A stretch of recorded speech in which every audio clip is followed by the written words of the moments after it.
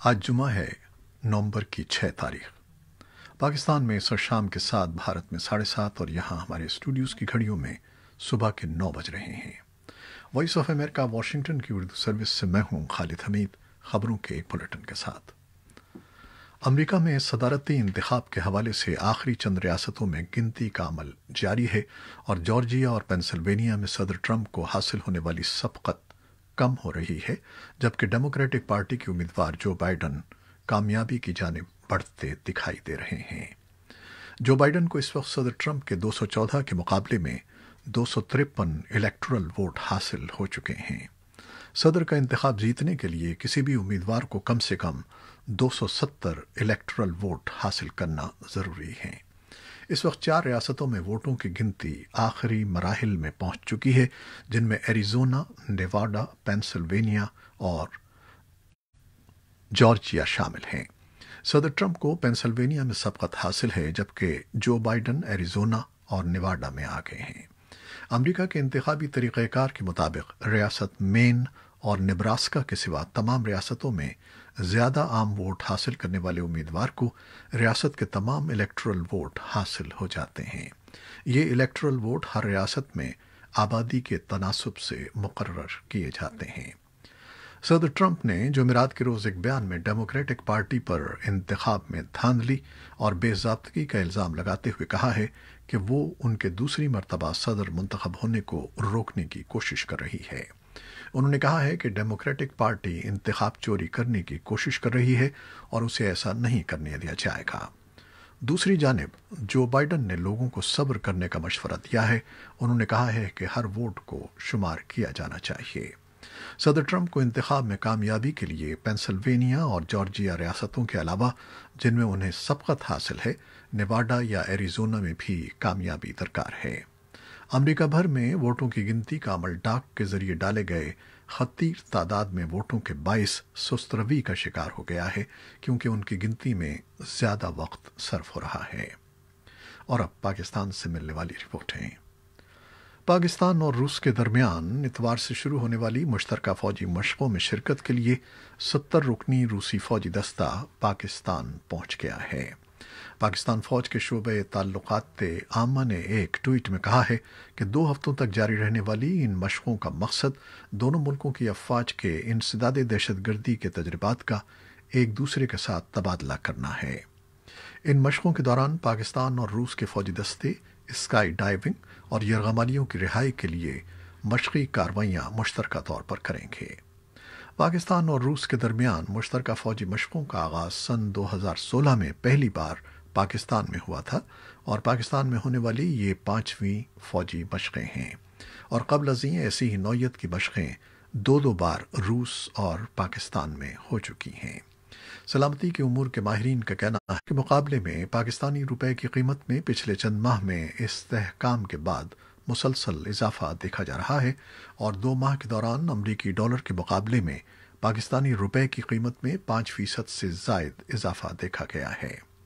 अगरचे माशी माहिरीन इस बात से इत्तेफाक करते हैं कि हुकूमत की जानिब से दरामदात को कम करने, गैर कानूनी ज़राए से रकूम की मुंतकली रोकने और बड़े पैमाने पर सरमाए की मुंतकली के लिए कई अहम इक़दामात किए तो गए हैं, लेकिन माशी माहिरीन का कहना है कि ख़ुद अमरीकी डॉलर की कीमत में गुज़श्ता दिनों में तारीख़ी गिरावट की वजह से भी दोनों करेंसीज़ के माबैन फ़र्क कम हुआ है, जिसका फ़ायदा कर्ज़ों के हजम की कमी की सूरत में पाकिस्तान को हो रहा है। पाकिस्तान में कोरोना की दूसरी लहर में जहां मरीजों की तादाद में दिन ब दिन इजाफा होता जा रहा है, वहीं वफाकी दारुल-हुकूमत इस्लामाबाद और जुड़वां शहर रावलपिंडी के अस्पतालों में वेंटिलेटर्स की कमी की शिकायत मौसूल हो रही हैं। डिप्टी कमिश्नर इस्लामाबाद हमजा शफ़क़ात का कहना है कि वेंटिलेटर्स की तादाद को जल्द दुगना कर दिया जाएगा, जबकि पाकिस्तान इस्लामिक मेडिकल एसोसिएशन ने सियासी और मजहबी इज्तिमाआत मनसूख करने का मुतालबा कर दिया है और इंतबाह किया है कि आने वाले दिनों में वबा मज़ीद फैलेगी और इस बार इस बीमारी की नौयत ज़्यादा शदीद है।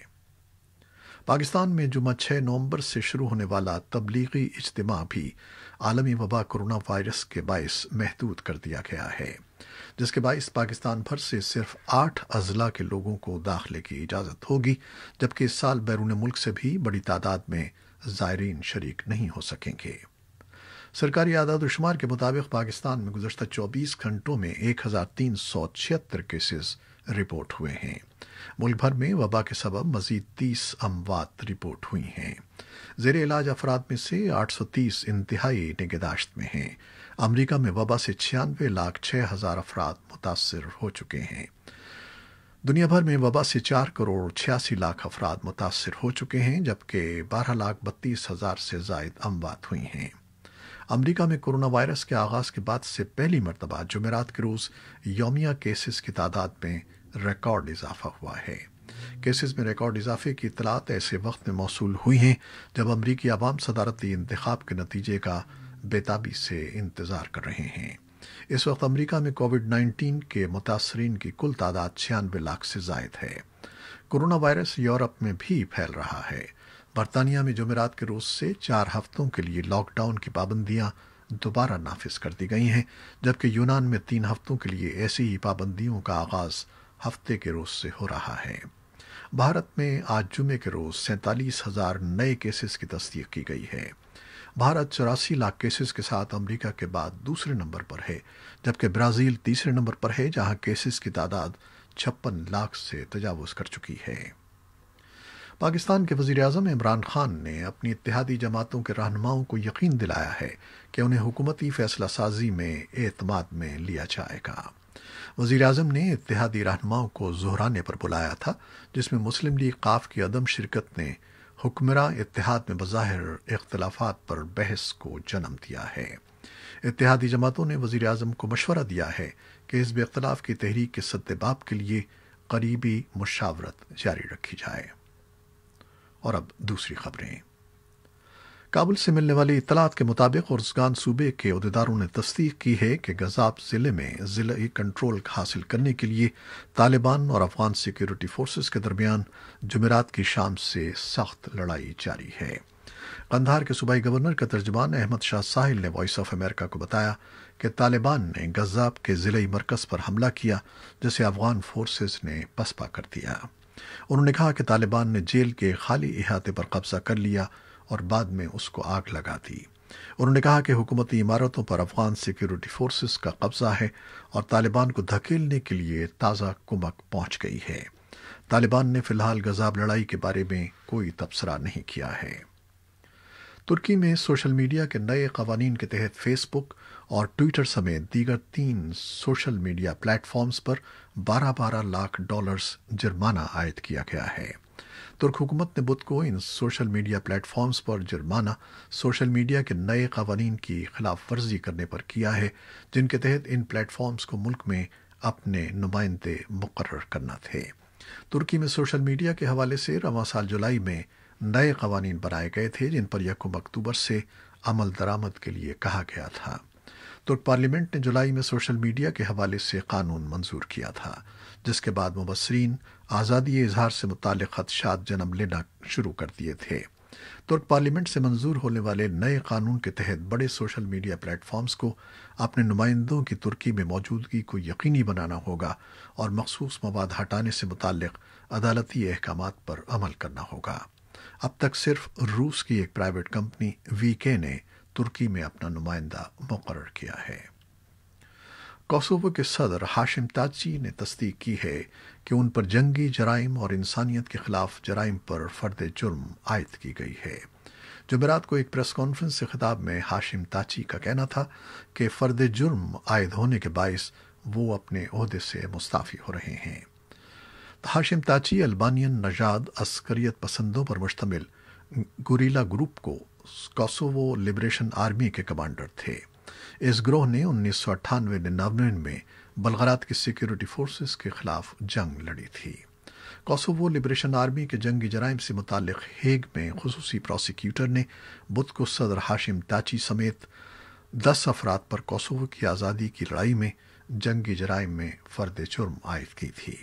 پروسیکیوٹر کے بیان میں کہا گیا تھا کہ فرد جرم طویل تحقیقات کے بعد عائد کی گئی ہے۔ افریقی ملک کیمرون میں حکام کا کہنا ہے کہ 4 سال بعد باغیوں کے علاقے میں اسکولوں کو دوبارہ کھولا گیا تھا، مگر ناکافی سیکیورٹی کے باعث یہ دوبارہ خالی ہو رہے ہیں۔